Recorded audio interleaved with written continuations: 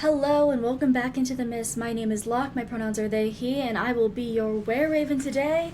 And today we are going to be talking about a vaster topic, so I'm going to ask you to stay with me while we discuss how to be a good player. Now I mean any type of player, whether you play D&D, Pathfinder, Thirsty Sword Lesbians, Vampire the Masquerade, anything, I think this could probably apply to. So this, could cover a whole scope of tabletop RPGs. I don't know why I forgot the letters for the name of the thing that I talk about all the time. It's fine. So obviously you don't want to wander off this time, because if you do, you might end up being a bad participant at your table, and you don't want that. Nobody wants that. And good news! I will be having help covering this topic today. It's the one, it's the only Count Strahd. This has nothing to do with Curse of Strahd or Ravenloft at all. I know that's usually my brand. I'm branching out and covering more of a variety of tabletop instead, more general content. But who else is gonna help me tell you guys what some 5 tips are? Who better? Who wants to be a good boy for Strahd? No. This is what happens when I don't script things. This is giving big, make your boss do something he doesn't want to do energy right now. And I'm really happy about it. So yes, Strahd is going to help me school y'all on some 5 tips to be a good player. And before I fully get into it, obviously this is like my list. This is the wereraven's guide to this sort of thing. This is not an exhaustive list. I'm also only going over 5 things, because I'm being mindful of how long my content is now. Wow, look at me. Character growth. So obviously, we have to start at the bottom and make our way to the top. So let's go with number 5 first. Let's see how well this one's going. Okay, shit. There we go. Woohoo. Show up! So this one is number 5 because it feels like the most obvious one, right? It feels like the thing that you would already be doing if you are playing a TTRPG. However, you would be shocked the amount of times that people sign up and agree to be a part of something, and then they just don't ever bother to arrive to the event. Now, I'm not saying this from a perspective of, you need to make this a huge priority in your life. Obviously, this is a game. It's just a game. Your work, family, friends, that sort of thing, outside of this is a lot more important than, a D&D or other TTRPG game. 100%. Not saying that you need to, make this the end-all, be-all of your life. But I think that a lot more people need to consider how much of a commitment they can give to something, because long-term campaigns, it's a group activity. It's like if you sign up to be on a soccer team and then you never show up to be the goalie, but you're the only person who knows how to play goalie or something like that. You know what I mean? So, consider your schedule, consider what you're willing to be able to commit, consider what you actually can commit before signing up for any sort of campaign, especially long term, especially if it's a group that really wants to tell a story together. Be considerate of that. Maybe one-shots or short campaigns are what's better for your particular schedule, but whatever you sign up for, make sure you do actually show up. And if you can't, maybe acknowledge when your life has changed and you have to maybe find a different table that accommodates your particular schedule. And I'm going to throw in there with show up, if something comes up and you can attend, say something. Don't just let the time arrive and then no one knows why you weren't there or if you were going to show up, because that's really fucking awful for everyone at the table, but especially for the facilitator, the storyteller, the GM. It really sucks if you just never know if one of your players is going to show up or not. So show up, and if something happens where you can't show up, say something. Alright, let's move on to number 4. Know your character sheet. Now, this one could vary from GM to GM of what they think needs to be prioritized for someone to be a good participant at their particular table. For me, I'm putting this down at 4 because I'm a bit more RP story-based than I am mechanical-minded, but it's still something that you should make sure that you know. You don't have to know all the rules of the game, especially if you're new to a system. You don't have to know all the nuances and the tiny little rules and all the little rulings or anything like that. That you can learn as you go. But at the very bare minimum, you need to know what your character can do. Know what your class is, or what your archetype is, or whatever it is for what system you're using. Know what that means and why it applies to your character. Know your character's backstory and who they were as a person. There are obviously nuances to this sort of topic of if you're new and you're learning, obviously there is some grace to be had and patience for someone who is learning a new system. And then if you are someone who doesn't like to make everything up before you join a table, you like to kind of improv who you are as a character and whatnot, that's totally fine. Just make sure you're not making people wait around forever, because unfortunately, with the way our society is, the 2 to 4 to 6 hours of game time that someone gets might be the only time they have for a hobby. So they don't want to be waiting around for you to brainstorm in the moment or to figure out what's on your sheet. You know what I mean? It's being mindful of other people's time at the table. Is making sure that you know your sheet. Especially during combat. Obviously, some systems have more of a slug of a combat system than others. Looking at you, D&D 5e. So when you're just sitting around waiting for your turn, look at your sheet. Make sure you know what you can do. Make sure you have some ideas of what you could do. Because obviously what someone else does can completely change the trajectory of the combat, so you might not want to set in stone exactly what you want to do on your turn, or you'll flounder when it gets to you sort of thing, because you can't do what you wanted anymore. But having ideas of like, conceptually, what can I do mechanically, and then what would my character do to help this situation, is very good to have in mind, and that's a lot harder to do if you don't know what's on your character sheet. So do that, and if you are having trouble understanding what your character can do or mechanically what certain terms mean, reach out to your GM or reach out to the entire table, because I promise you, someone will help you figure it out. Alright, number 3, look at us, we're halfway there. Whoa! Tell me number 3. Be engaged. Not maritally or relationshiply. Just be engaged with the table. Not in a polycule way either. Is this joke funny yet? Be engaged. Be an active participant at the table. The more that you interact with the story that your GM has prepared, or that, you know, your fellow players are telling with you, because I think tabletop works better the more collaborative it is when it comes to the storytelling beats and all that sort of thing. It's just more fulfilling, in my opinion. Be engaged. Pay attention.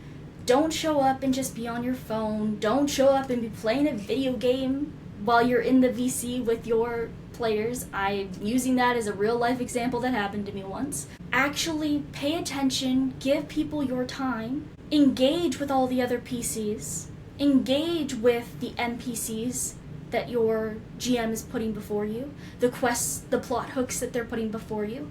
Obviously, sometimes you're gonna be more attracted to one storyline than the other, and that's totally fine. That is part of the experience. But make sure that you are involving yourself, you're thinking about it, you're really getting into character and how your character would engage with the world. It might even help to have thought experience where, like, okay, this is what my character thinks about what's happening, but here's what I'm starting to pick up, just so you can also figure out the separation of you and your character. And also talk to players about what's going on, whether that's above table, like pausing the situation for a second to kind of discuss, or like having wind downs after a session's over, or if you play over Discord, that little VC chat on the side, a beautiful way to engage even when you're not involved in a scene, sending memes in the chat. I love that. But pay attention, get involved, think about it. Don't just show up and sit there. You're not going to have as good of an experience as you think you are, just because you're just sitting there when it's an active activity, and everyone around you will have a better experience as well if you are interacting with the story and game before you. I guess this is kind of like the give a shit one. Hey, care about it. And if you don't care about it, that's totally fine. Maybe that's just not the table for you. It is so easy to find a table that is telling a story in the way that you enjoy, using a system that you enjoy, and using elements and story beats and themes and tropes and all that stuff. Like, it is so easy to find a table for you that there's no need to show up and just be a potato. Do you really want to just be a potato? Barovians will put you in a soup. You want to become a soup? No, you don't. You want to be an active participant at a D&D table. Or other TTRPGs. I know that I'm branching out in other systems. I remember what I'm doing here. Number 2. What have we got? Let go, Strahd. So much could be solved about Curse of Strahd if that man would just let go. But then I wouldn't have a career. Communicate your needs. This one feels like another obvious one, but I know that sometimes communicating what you need and your boundaries at the table can be a little daunting. No one wants to be the one that has to say, hey, no, when everyone else is having a good time. However, safety and comfortability, as well as fun, should be priorities at any table. And if it's not, for fuck's sake, find a different table. So, to be a good player, in my opinion, you gotta be good at communication. If there is something that you want to see for your particular character, let the GM know. Maybe even let some players know that you think might help you achieve that certain character arc or plot point. Because a good table wants to help you experience a good time as your character, especially if you have goals and ambitions for them. The same way, like, if someone approaches you, if just like, hey, I really want this thing to happen to my character at some point, and I think your character might be able to help me do that. What do you think about that? And you get to collude. You get to brainstorm. You get to have fun. That's sick as fuck. Why aren't we doing that more?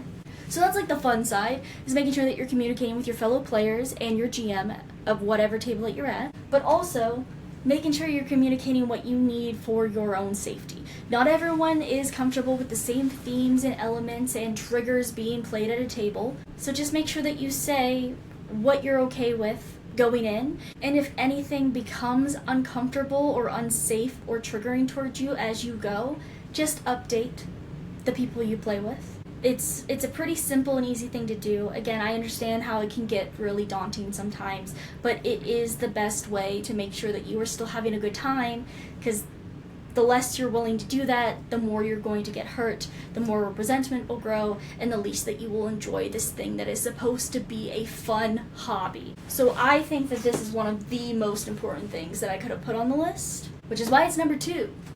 Alright, chat. We're getting to number 1. We're about to be at number 1, in fact. Number 1 of, in my opinion, in my experience as a forever GM, what I think is the most important to be a good player at a TTRPG table. Are you ready? Are you ready? Does anyone have any guesses? Hold on, before I strip it off of Strahd's body. Anyone have any guesses of what it's gonna be? I think if you've been at a table of mine, you might know what I'm about to say. Put your answer in the comments below.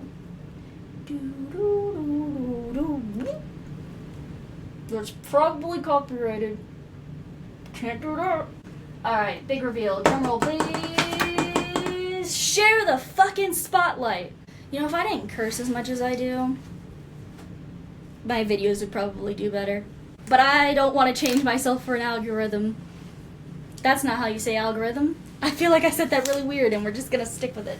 Yeah, so number 1 on my list, share the spotlight, please. Now what this means, just for anyone who hasn't experienced an issue like this, is sometimes you can experience main character syndrome. And essentially what that means is you want the story to be about you. You are the chosen one. You're taking up all the scenes. You don't let anyone else RP. You make other people's scenes, especially about their backstories, about you. You know, you want to be the protagonist of the campaign when, as I've already said, tabletop is a team experience. It's a group experience.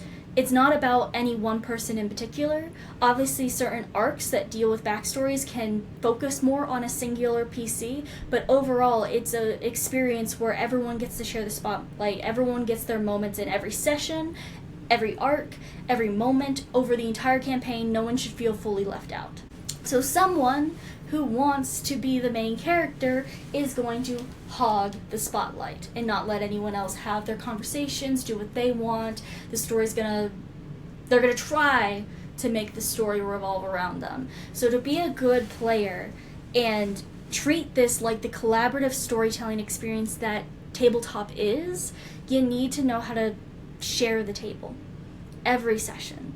I know this can be harder for depending on how long you play for, because some people only do 2-hour sessions because that's all you have time for. Some people have the time to do 8-hour sessions, which is beautiful and obviously a lot easier to allow for everyone to have their moment every session. But do your best to be mindful of checking in, really. If you just check in when you're playing just to see, like, does anyone else want to do anything? Does anyone else have anything to say? Like, what do you want to pursue for this plot quest we just got, sort of thing.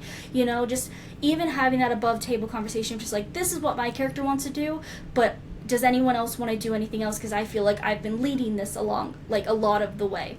That goes so far, you don't even realize. That goes so far and is so kind and considerate, and really helps your GM out as well, because usually, yeah, it does fall on the GM side of things to make sure that everyone gets their moment to check in and pull people into a scene or to see what someone's doing. It is their job to, like, jump from person to person, scene to scene, room to room, depending on how, like, if your party's split or whatever, but it does help when players want to also initiate and be mindful towards each other, and it shows how much you respect and care about the other people at your table, and I think that is so valuable to this TTRPG experience. So yeah, share the spotlight, because if you don't, it can quickly derail a campaign in a way that sometimes is unrecoverable and makes people feel unwanted at the table when that is not necessarily the case. So, something to keep in mind and communicate about going forward. So yeah, that is about all that I have for you guys today. This is not an exhaustive list, like I said. Some other GMs might have different opinions than I do about what makes a good player at a tabletop RPG table, but this is kind of what works for me and what I think makes a good player, or are at least some good habits to have as a player. Big shout out to Big Dog Strahd for being here today, helping me out. Thanks, man. I know usually you don't leave Barovia, but you're out here in the mist with us today, so he it's enrichment time for the vampire. You're welcome. So I hope you guys found this helpful and that you didn't wander off and get too distracted while I was yapping about how to be a good player.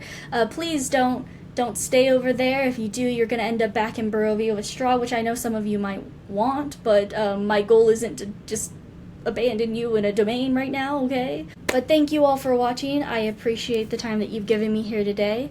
If you like this video, please give it a thumbs up. That really helps me know that I'm making stuff that people want to see in a way that people want to see it. If you haven't subscribed, you should, because I make more tabletop RPG content as well as some gaming content as well. And if you have any request for video ideas, you can drop that in the comments as well. I would love to hear what you guys actually would like me to talk about. I like treating this as an actual democracy. You guys can tell me what content you might actually want to see from me. My friends chose this one over the one that I wanted to do, but the one that I want to do is going to come in the not so near future. The not so distant future is what I meant to say. Anyway, I'm gonna leave before I continue to embarrass myself. So thank you all for watching, and I will see you next time.